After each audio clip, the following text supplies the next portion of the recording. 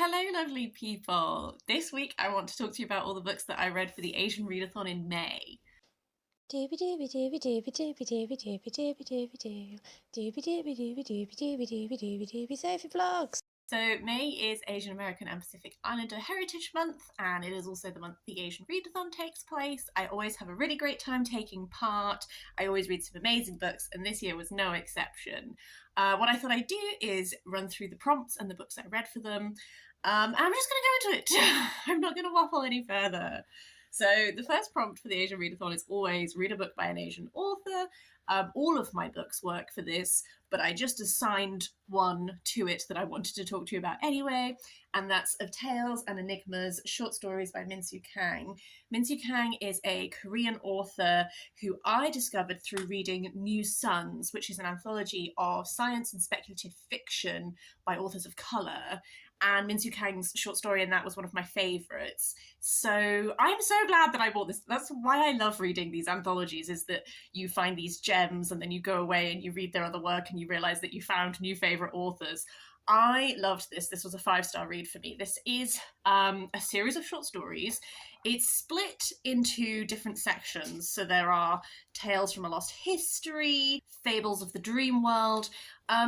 Why I love this so much is that Minsoo Kang is exploring such interesting ideas. They are such a fascinating person as well. When you read his short story bio, he's currently working on a history book on the automaton as a cultural and intellectual symbol in the Western imagination, and putting final touches on a literary novel set in contemporary Korea. A lot of his academic writing is to do with automata and both portrayal and literature, and also like our interactions in real life with them and that kind of thing. And this novel definitely explores stuff like that. It explores like stuff to do with like simulacra, like things that symbolize things. It explores history in a really interesting way.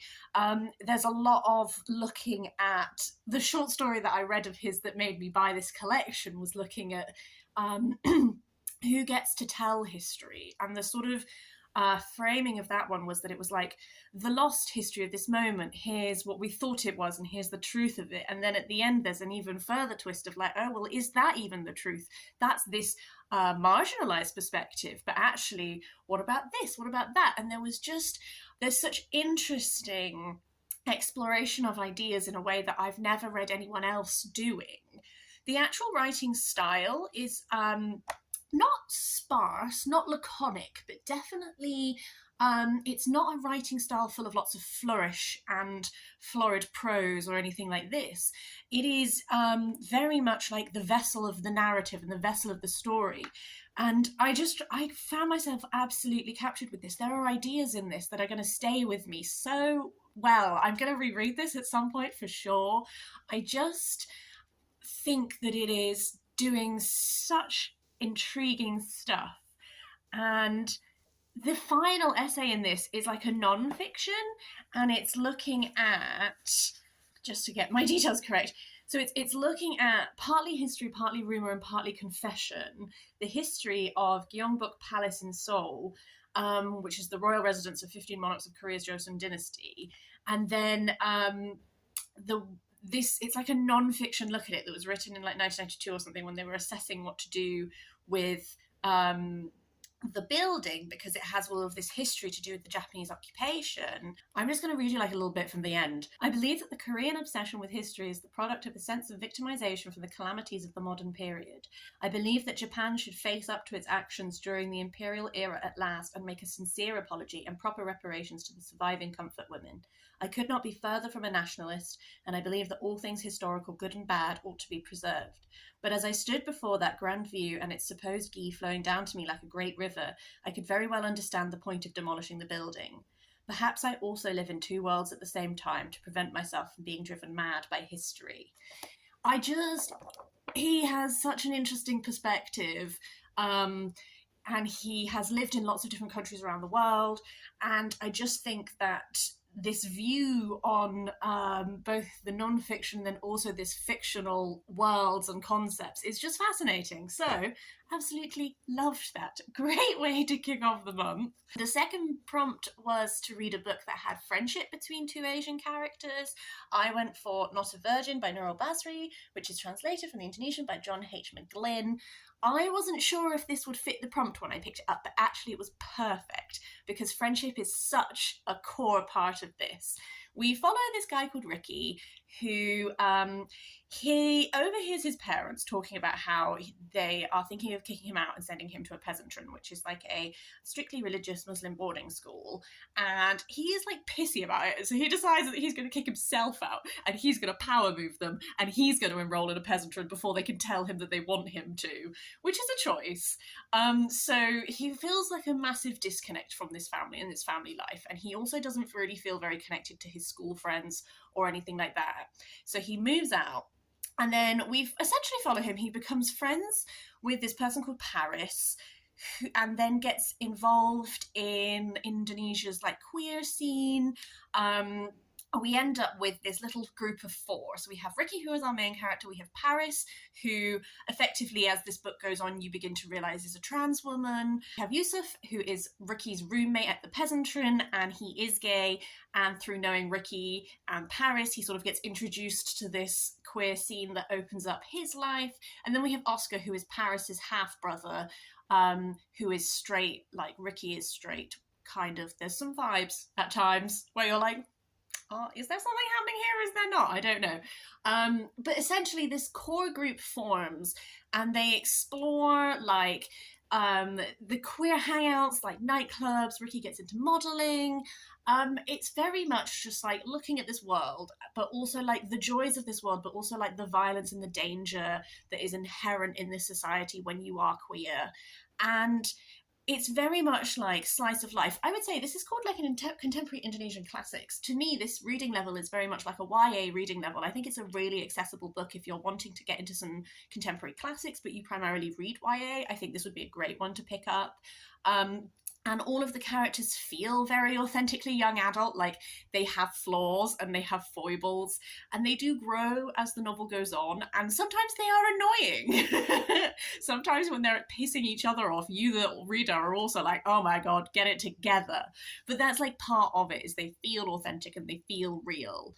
I just have to say, I just got so swept up in the bonds and the relationships between them. They have ups and they have downs, and there is a lot of humor in this. Like, there's a lot of funny moments in this and humor, but also there's some really tragic moments as well. And it just, like, it took me on, like, an emotional journey. I was so attached to this little friend group, but you kind of know that, like, stuff is going to happen, in that the way it's talked about is that he's, like, looking back on this time, and you very much get the sense that maybe, like, everything has changed by the point that he's writing it. And why is that? And what has happened? This was a recommendation from Matt at MCS Books like a really long time ago, and I'm really glad that I finally read it because I did really, really enjoy it. The next prompt was to read a book that was exploring identity and self-discovery. I picked up Poorna Bell's book Stronger. I don't know, I was about to say it as if her name was the title of the book there. But Stronger is looking at women's relationship with strength. Poorna Bell is a powerlifter. She seems like a very cool lady. This novel is looking at moments in her life where, like, the way that this novel was like sold was like, she lost her husband who died by suicide, and in trying to pick herself back up and put herself back together, she got into powerlifting, and then later during the pandemic she caught COVID and she had long COVID, and then she again couldn't do powerlifting, and how that affected her mental health. And that was sort of like the way that it was packaged. And that definitely is in this. There is a portion of this very much that is like a very personal memoir side that shows you like her process of dealing with grief and all of that stuff. But as she also mentions in the book, is that like that's not the sum total of her life, that's not the sum total of her experience, and that's not the only reason why she does powerlifting. So what this book is also looking at is like women in general, the way that we are socialized and the way that our relationships with exercise builds. Like, what is that like? What are the barriers? Because one thing she talks about is definitely, like, particularly in the UK, at least from my experience, I can verify that there is this hang-ups from like PE lessons, like places where physical education is not given to you as something that is like have fun and move your body, but becomes like a battleground where there is judgment and then there is shame and then the barriers that that causes for women trying to engage with exercise and all of that kind of thing. Like, that's definitely something that I experienced for sure. And she explores a whole myriad of things. She looks at menopause and how that affects your relationship with exercise. She looks at pregnancy. So her own experiences as like when she would spend summers in India with her family and she would spend all the time outside playing tennis, she would be judged for how dark her skin would get. Like, many different ways in which the way that we are socialized affect and impact our relationship with our bodies and the way that we physically move them. And I found it really interesting. I definitely think at times it was a little bit repetitive, which is why I think I gave it like a 3.75 or something. And that's one of the reasons why I didn't give it higher. But I will say, this is one of those books that since I finished it, I have been really thinking about it. And it's definitely had like a really positive impact upon myself in I, as many people do, have a relationship with exercise that's not always been positive. And it's really helped me strip a lot of that away and just go, like, take all judgment out. Like, how do I like to move my body? What makes me feel good? How can I do more of that? And that's been really great. I love walking. Why? That's a really legitimate form of exercise. I go on very long walks. I went to a Kaylee recently and I was like, maybe I could just go to Kaylee's more. I love dancing around with random people, following some sort of mathematical formula of when you put your legs in and your arms in. That's great. So it's been really healthy for me, I think, to engage with this book. So I might up my rating a bit because I think the impact has definitely been there. But yeah, that was really, really great. Another one of the prompts was to read a book where there's like an adventure, like someone goes on an adventure. For that, I picked up Seven of Infinities by Aliette de Bodard. This is actually the first book in the Jeu universe, which is like this series that Aliette de Bodard has that is like a science fiction series. It's sort of exploring this world that is very based in Vietnamese history, and but it's all science fiction and set in space. I have read, I think this was my third one from this universe. I think probably this was the one that I enjoyed the least, but I did still really enjoy it. I think that because it's the first one, I was really interested to see where we started in this universe. So far, my favourite one, I don't remember its name, Pearl. It has the word pearl in it. I'll put it in the description down below because I cannot remember. I think that a lot of these have been sort of like mysteries that are, each one that I've read so far has been set sort of on like a different planet. I'm sure if I knew Vietnamese history better, I would be able to see parallels of things. As it is, I've just been really enjoying them as like little mysteries. This one is very sapphic, but also it's a romance between like a sentient spaceship and a human, because that's a whole thing in this universe, is these spaceships that are sentient. They are sort of like carried as human. They're like humans. Well, like they have a physical human form for a certain point and then they get like transferred into the ship's consciousness. And it was so interesting. This involves, and I've already forgotten everyone's character names because I do this without fail. Our main character has some aspects of her history that she has been hiding from people. She has this job as this respectable tutor to this well-off family, and it's sort of predicated upon some stuff that is a little bit of a lie. The girl that she's like the mentor to has a visitor, and the visitor dies there.